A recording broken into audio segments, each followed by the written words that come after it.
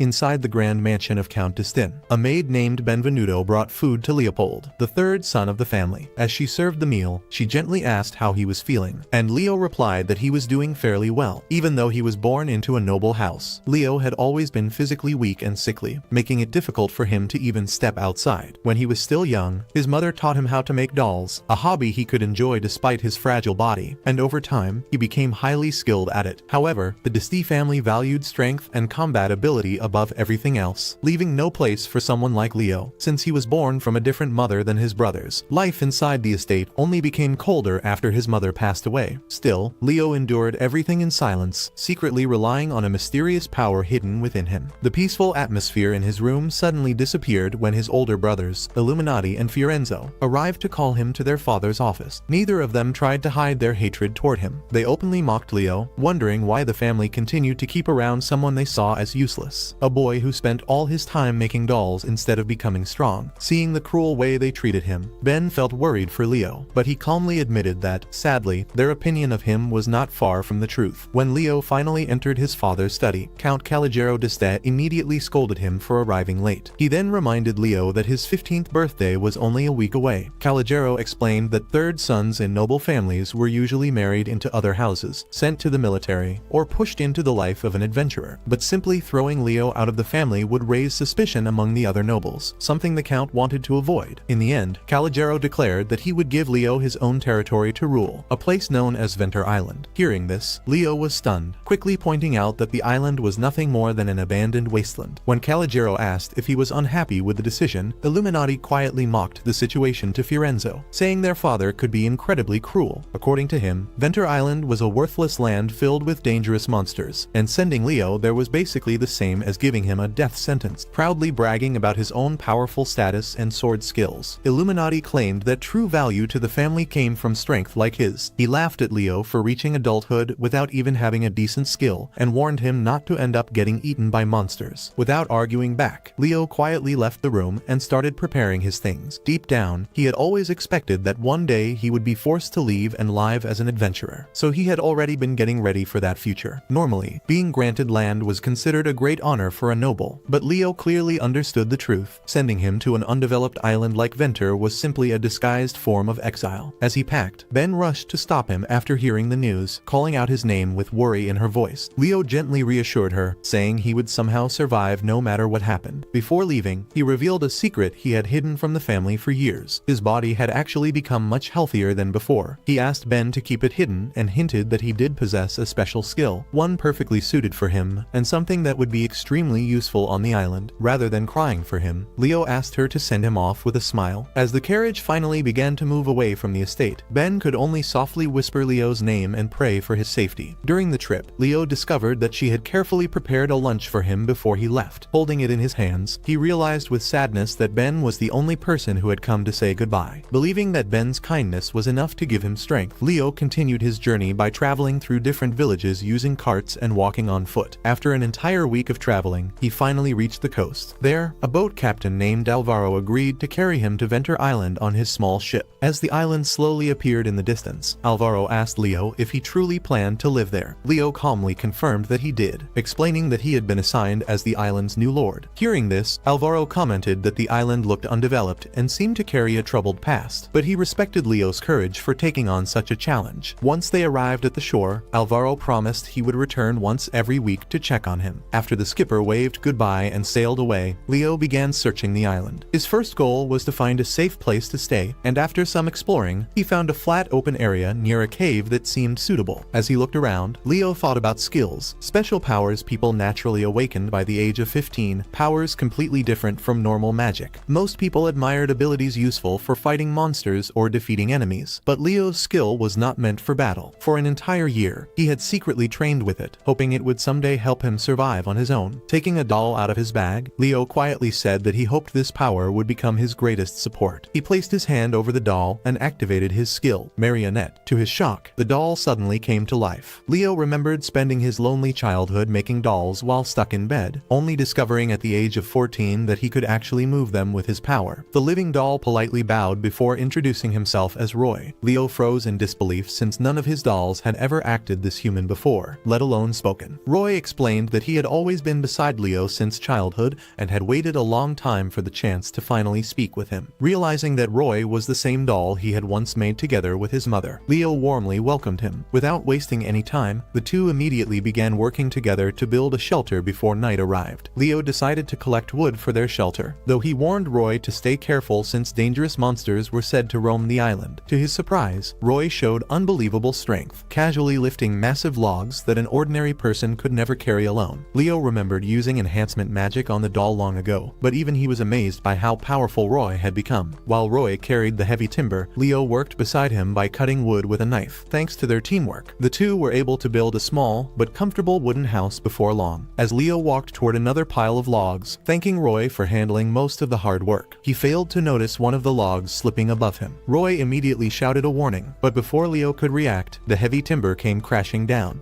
Leo fell to the ground unharmed, only to realize that Roy had protected him at the last second. In exchange, the doll's arm had been completely broken. Panicking, Leo quickly asked if Roy was okay, but Roy calmly brushed it off, saying injuries did not matter since he was only a doll. Leo strongly rejected that idea, insisting that Roy's safety was important to him. Using healing magic, he carefully repaired the damaged arm and begged Roy not to treat himself so carelessly again. Leo admitted that he still needed to become stronger and more reliable himself. Roy thanked him sincerely and confessed that Leo's existence had also saved him. Hearing those words deeply moved Leo. For the first time in his entire life, someone depended on him instead of treating him like a burden. As night arrived, the two sat together beside a warm fire. Roy watched in amazement as Leo easily created flames using magic. Leo casually explained that it was just a simple skill needed for survival. They cooked food over the fire using wooden sticks, and while spending time together, Leo began to feel as if he had gained a little brother. But the peaceful moment quickly turned funny when Leo carelessly burned his tongue on the hot food, causing Roy to gently warn him to be more careful. Even though Leo admitted that life on the island would not be easy, he still felt hopeful now that they had each other. Sadly, his calm mood lasted only a moment before he burned his tongue once again. At the same time, deep within the dark forest, a small injured cat covered in blood stood face to face with a terrifying monster that possessed multiple tails. Feeling a sudden change in the atmosphere, Roy quickly warned Leo that something dangerous was nearby. Not far away, a giant beast raised its massive paw, ready to strike down a small trapped cat with one deadly attack. Before the creature could move, Roy dashed forward at incredible speed. In a single swift motion, he swung his sword and defeated the monster instantly. Leo let out a relieved breath, thankful they had arrived before it was too late, but his relief soon turned into shock when he noticed the numbers on his skill card rapidly increasing. He remembered secretly testing his ability back at the manor and learning that whenever his dolls defeated monsters, he would gain experience as their master. The huge amount of experience he had just received proved that the creature Roy defeated was far stronger than ordinary monsters. Roy then walked over while holding several glowing magic stones and asked Leo if he should collect them. Looking at the stones, Leo explained that they appeared after monsters were defeated and could be used to power magical tools or sold for money. Although the Diste family considered such items worthless, Leo understood that on this island, these stones could become extremely valuable for survival. His attention soon shifted toward the injured cat. Seeing how badly wounded it was, Leo realized it needed treatment immediately. After bringing the animal inside their newly built house, the cat growled nervously as Leo came closer. Wanting to calm it down, Leo spoke gently and promised he meant no harm before casting a healing spell. Slowly, the cat's wounds began to close, and as the pain faded away, the frightened creature finally relaxed. Leo recognized it as a buyogato, also known as a shadow cat. These creatures were usually feared as dangerous monsters, yet this young one acted surprisingly tame and friendly. Roy commented on how calm it seemed, and Leo guessed that its gentle behavior was probably because it was still very young. Even so, deep down, he worried that its parent might eventually appear searching for its missing child. Roy asked Leo what they should do with the small cat, and Leo decided they would return it to the forest the next morning after it recovered completely. Even though the creature looked harmless now, he reminded himself that it was still a monster. The following morning, Leo woke up to the feeling of a tiny paw tapping against his face. Not long after, Roy entered the room carrying breakfast and happily commented on how energetic their little guest had become. Leo greeted him back, though he quietly warned himself not to become too emotionally attached to the cat. Roy then mentioned that the creature had spent the entire night curled up beside Leo while he slept. As Leo gently rubbed the cat's head, he started wondering if such a tiny animal could really survive the dangerous journey back through the forest on its own. But when the time finally finally came to let it go, things did not happen as expected. The small feline stubbornly refused to leave and instead walked closer to Leo, rubbing itself affectionately against his legs. Picking the cat up in his arms, Leo asked whether it truly wanted to stay with them instead of returning to its mother. The cat showed no reaction when its mother was mentioned, but the moment Leo asked if it wanted to remain by their side, the creature gave a cheerful expression. Seeing that reaction, Leo finally gave in and decided they would keep living together for now. Soon after, Leo began working on the land using a hoe to prepare the soil. The curious little cat watched every movement closely. Leo showed it the vegetable seeds he had bought during his travels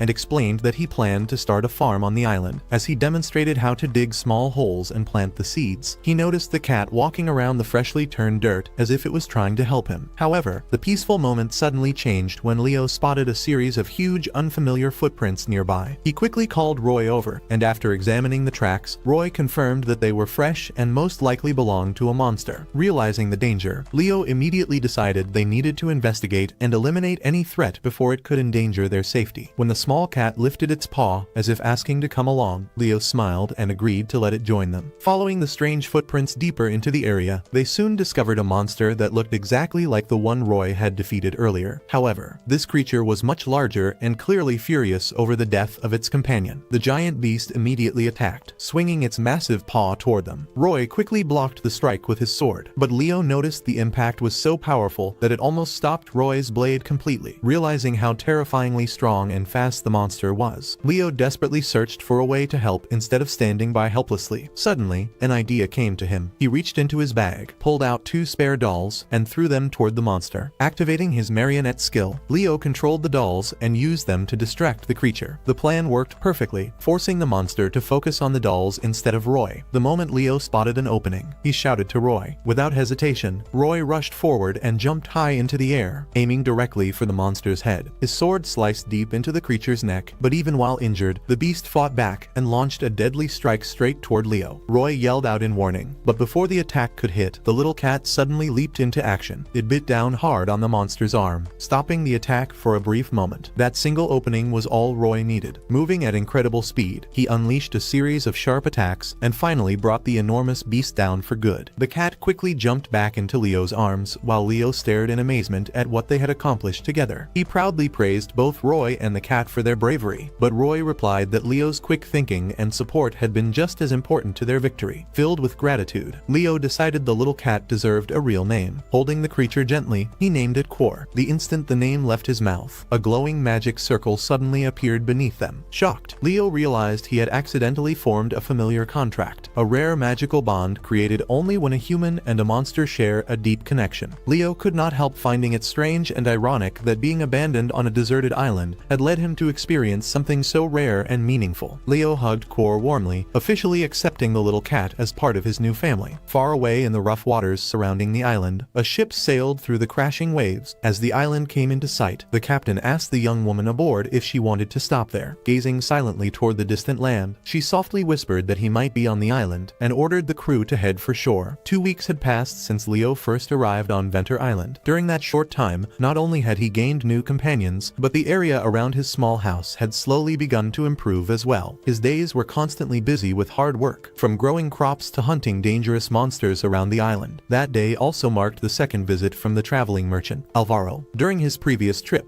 Leo had paid for supplies using magic stones, but Alvaro did not have enough money to return the proper change at the time and promised to bring it later. Now, Leo found himself curious about how much the remaining payment would actually be. As Alvaro's boat approached the shore, the cheerful merchant waved excitedly before stepping onto land. He asked Leo if anything important had changed on the island since their last meeting, and Leo simply answered that things had been fairly normal. Then, to settle the rest of the payment, Alvaro handed Leo a ring. The moment Leo saw it, his eyes widened in shock. It was a storage ring, an incredibly rare treasure that adventurers would risk everything just to obtain. Unable to hide his excitement, Leo asked if this was truly the famous magical item capable of storing objects inside a special space created through magic. Alvaro confirmed that it was and encouraged Leo to try using it himself. Curious and amazed, Leo slipped the ring onto his finger and pointed it toward a pile of items resting nearby. Leo stared in disbelief as the items instantly disappeared into the storage ring. Even though he was excited, he still hesitated and asked Alvaro if he was truly okay with giving away something so valuable. With an apologetic expression, Alvaro explained what had happened. When he brought Leo's magic stones to the guild, the receptionist was shocked by how rare and high quality they were. Eventually, even the guildmaster became interested after realizing Alvaro was hiding where the stones came from. Instead of trying to force the information out of him, the guildmaster came up with another plan. He ordered Alvaro to sell the storage ring to Leo, believing it would encourage him to gather even more valuable stones in the future. In other words, although Leo was receiving the ring now, he would eventually need to repay the huge difference in value through future business deals and trade. After hearing the explanation, Leo thanked Alvaro for helping him and accepted the arrangement. Hearing that answer, Alvaro happily grabbed Leo's hand and declared that he now owed Leo a great debt. Once the merchant finally left the island, Leo looked down at the ring with mixed emotions. He had already planned to collect and sell large amounts of magic stones anyway, but now the pressure and expectations felt much heavier. Still, Leo understood just how useful the storage ring would be for developing the island faster. The biggest problem at the moment was manpower. With only Roy and 2 other dolls helping him, he still could not fully take advantage of everything the ring could offer. Standing alone in the field with one hand resting against his chin, Leo began thinking seriously about the future. He realized he needed to create more dolls to help work the land and grow crops that could be sold for profit. At the same time, he decided they also needed to hunt monsters more actively in order to gather even more magic stones. Clenching his fist with determination, Leo promised himself that he would work harder than ever. Together with Roy, he immediately began the difficult task of crafting a new group of dolls. While Leo and Roy worked on creating new dolls, their progress was constantly interrupted by Core, who kept playfully biting the wooden figures and causing trouble. Even so, Leo continued carving late into the night until exhaustion finally overcame him, causing him to fall asleep while still holding a half-finished doll in his hands. The next morning, Roy rushed into the room with urgent news. Someone had collapsed near the beach. Leo quickly followed him to the shore, where they found an unconscious man lying beside the water with a sword strapped to his back. Not long after, the stranger slowly regained consciousness. Leo immediately asked how he was feeling, but the man suddenly sat up in panic, worrying about the safety of his missing companions. He explained that a giant wave had destroyed their ship and swept everyone into the sea. Even though he was clearly injured, he tried to force himself to stand so he could search for the others. Leo warned him not to move because of his injuries, but the man insisted that his own condition did not matter while his companions were still missing. Before their conversation could continue, a young woman arrived and called out the man's name, Geo. Seeing her alive, Geo looked relieved and identified the woman as Lady Elena. Elena hurried over to him with tears of relief in her eyes, grateful that he had survived. She apologized for dragging him into such danger, but Geo firmly replied that protecting her had been his own decision. Looking at the injuries on his legs, Elena could barely hide her emotions as relief washed over her. She then explained that Leo and Roy were the ones who had rescued them. Later, inside a nearby tent, one of Leo's dolls served water to the recovering Geo. Elena sincerely thanked Leo for saving their lives and introduced herself properly. In return, Leo introduced himself and explained that he was the lord of the island. The moment Elena heard his title, she quickly tried to apologize for any disrespect she might have shown earlier. However, Leo simply laughed it off and told her not to act so formally around him. He jokingly admitted that even though he carried the title of lord, the only residents under his rule were his dolls and a few monster children living on the island. Elena looked completely shocked after hearing Leo's explanation and asked if he truly lived on the island alone without any other people nearby. Leo calmly confirmed that he was the only human living there before introducing her to Core. Soon after, Roy entered the room carrying tea and politely invited Elena to relax and recover her strength. Wanting to understand more about their situation, Leo returned to the topic of the giant wave Geo had mentioned earlier. Elena explained that they had been traveling toward an important destination when a violent storm suddenly struck their ship. According to her, they only survived because Geo risked his life to protect everyone. When Leo gently asked where they had originally been heading, he noticed Elena hesitate before answering. From her reaction, Leo guessed there was probably a secret reason behind their journey. Their elegant clothing and noble appearance also made it obvious that they were far from ordinary travelers. Realizing he might be asking too many questions while they were still exhausted, Leo picked up Core and apologized for prying into personal matters. He encouraged the survivors to rest while he handled some work around the house. As Leo walked away together with Roy and Quor, Roy asked about the tasks Leo had mentioned earlier. Instead of answering directly, Leo headed into the kitchen and immediately began cooking. Before long, he and his dolls worked together to prepare a large variety of dishes, filling the table with an impressive feast. When Elena and the other survivors saw the meal, they stared in complete amazement at the amount of food laid out before them. Elena asked what inspired Leo to prepare such a huge banquet, and Leo simply explained that after surviving such a terrible disaster, they were probably starving. He added that he and his dolls wanted to make sure everyone could properly recover their strength. As Elena sincerely thanked him, Roy quietly leaned toward Leo and whispered his concern. He wondered if it was really wise to be this generous with their supplies, especially now that they were already carrying the burden of the expensive storage ring debt. Leo admitted that Roy had a valid point, but he still believed helping people in need was more important. Elena happened to overhear their conversation, and deeply moved by his kindness, she asked Leo why he was willing to treat complete strangers with such compassion. Leo quietly thought back on his own painful past and explained that during the darkest time in his life, someone had once reached out to help him. Because of that experience, he believed it was only right to offer the same kindness to people who were suffering. As he spoke, Quor walked over to Elena and gently rubbed its head against her affectionately. The small gesture softened Elena's expression, and she carefully picked up the cat in her arms. After a brief silence, she asked Leo if he would be willing to hear the full truth about who they really were. Elena then formally introduced herself as Elena Lewisen, daughter of the former head of House Lewisen. The moment Leo heard the name, he immediately recognized it. He remembered that the Lewisen family ruled the southernmost territory in the Kingdom of Vatic, a famous peninsula known for its successful fishing industry and seafood trade. Elena nodded and confirmed that his memory was correct, but her expression soon became sorrowful. She explained that only a few months earlier, her father, who had served both as the lord of their land and the head of their family, had suddenly passed away. She then recalled a memory from a rainy evening shortly before his death. That night, she had asked her father if he still planned to inspect the areas damaged by a recent storm the next morning. He replied that he did, but then smiled proudly after noticing she was still awake studying late into the night. He praised her hard work while gently reminding her not to push herself too far. Elena explained that her father had always cared deeply about the people living in his territory, and because of his example, she dreamed of becoming a leader just like him someday. Since her mother had died from illness when she was still very young, Elena had been raised entirely by her father. Though he could be strict at times, he was also incredibly caring and kind toward her. One day, he had given her a ribbon that once belonged to her mother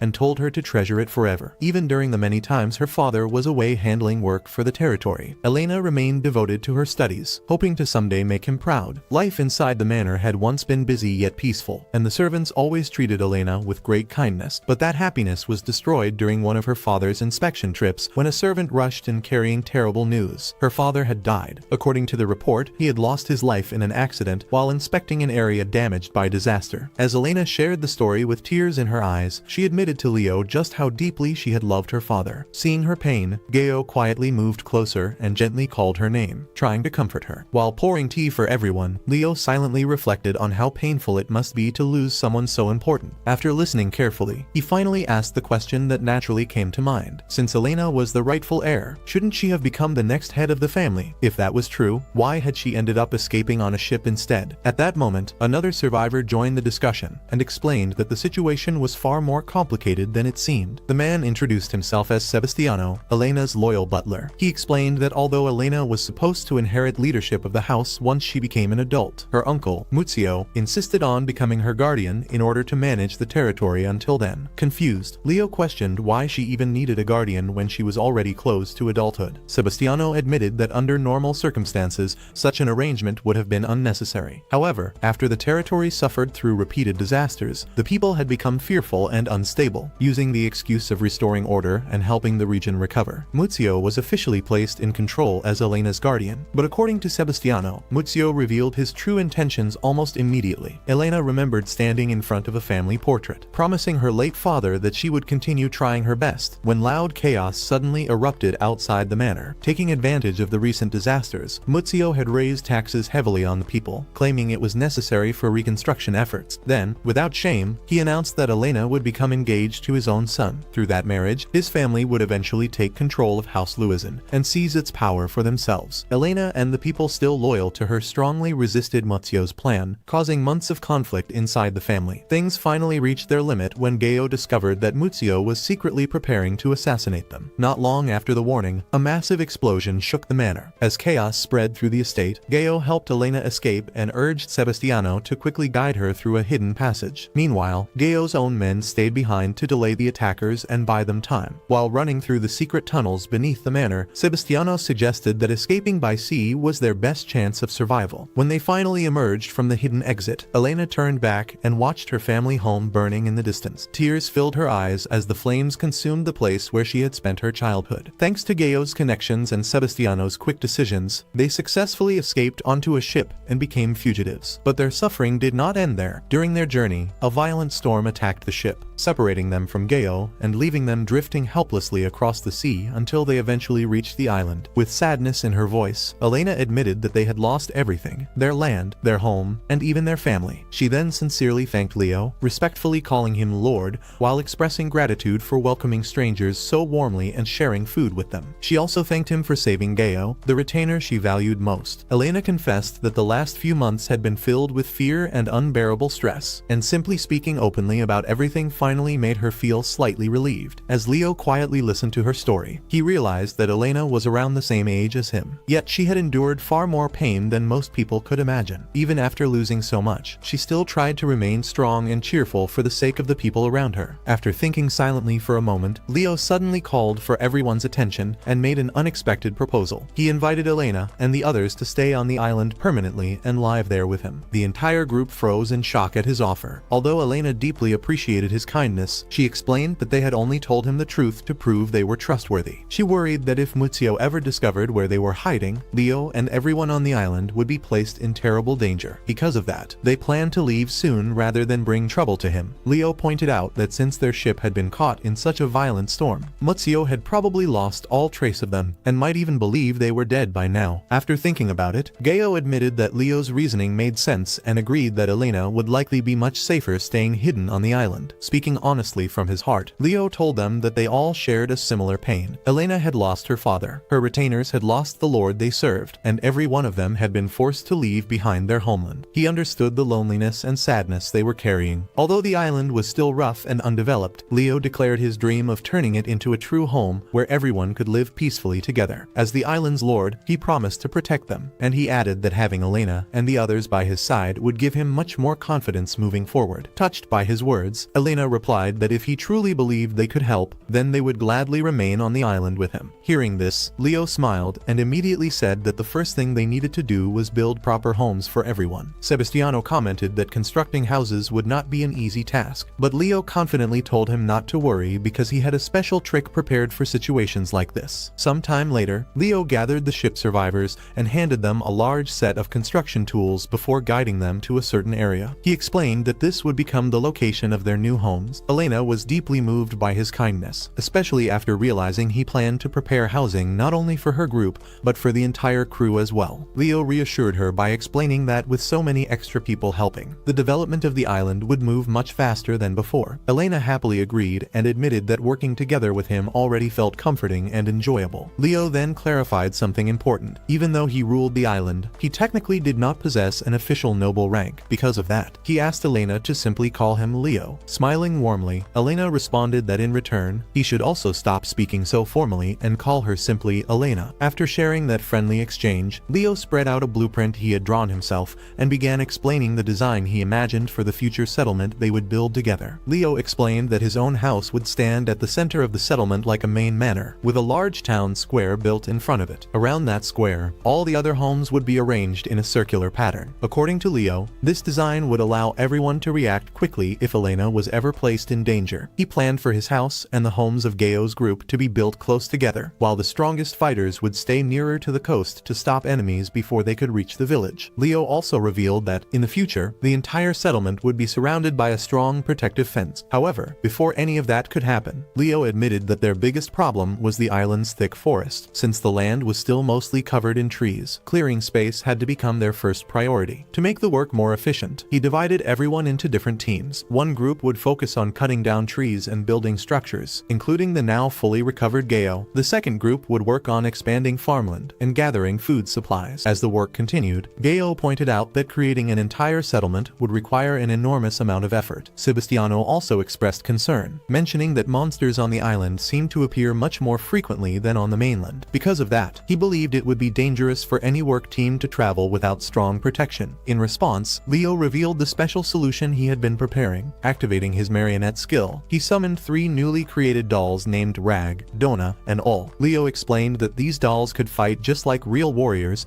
and reminded them that Roy had already defeated powerful monsters before. Gayo and Sebastiano stared in amazement, unable to believe that simple dolls could move and battle so skillfully. Leo then explained how his ability worked by pouring mana into dolls he crafted by hand. Still, he admitted that Roy was different from all the others. Unlike the rest, Roy could think, speak, and act completely on his own, something even Leo himself did not fully understand. Even so, Leo assured everyone that with the help of the dolls, their work speed would improve greatly and the safety of the survivors would also be protected. Over the following weeks, the island became full of life and non-stop activity. Under Roy's leadership, the dolls worked tirelessly to build structures, gather resources, and fight off dangerous monsters while the settlement slowly continued to grow. As the days passed, the hard work became easier because everyone shared the burden together. The group slowly settled into a peaceful routine, eating meals together and supporting one another like a family. 14 days later, everyone stepped back to admire what they had accomplished. Just as planned in Leo's blueprint, a full village now stood proudly on the island. Guided by Sebastiano, Leo walked around inspecting the finished work. He was left speechless by the incredible craftsmanship, noticing that both the buildings and even the furniture were made with amazing quality. Sebastiano looked especially proud and admitted that he had personally paid close attention to every small design detail. When they later visited the farmland, they were greeted by fields overflowing with healthy crops. Leo could hardly believe how much the island had changed in such a short time. Elena happily explained that Rag and Dona had worked tirelessly to help with the farming. Meanwhile, Gayo still could not stop being amazed by Leo's marionette skill. He boldly claimed that with such an ability, Leo could someday build not just a village, but an entire nation. Embarrassed by the praise, Leo quickly tried to give credit to everyone else instead, saying the success came from the group's hard work. However, Sebastiano interrupted him and firmly stated that organizing and leading so many people so effectively was a remarkable achievement on its own. According to him, Leo was already proving himself to be an excellent lord. Feeling shy, Leo scratched the back of his head and thanked them. Soon after, he noticed something unusual. The crops were growing far faster than they normally should. Elena and Gayo agreed, and Gayo shared his theory that the island itself might possess unique magical properties. He explained that both the rapid crop growth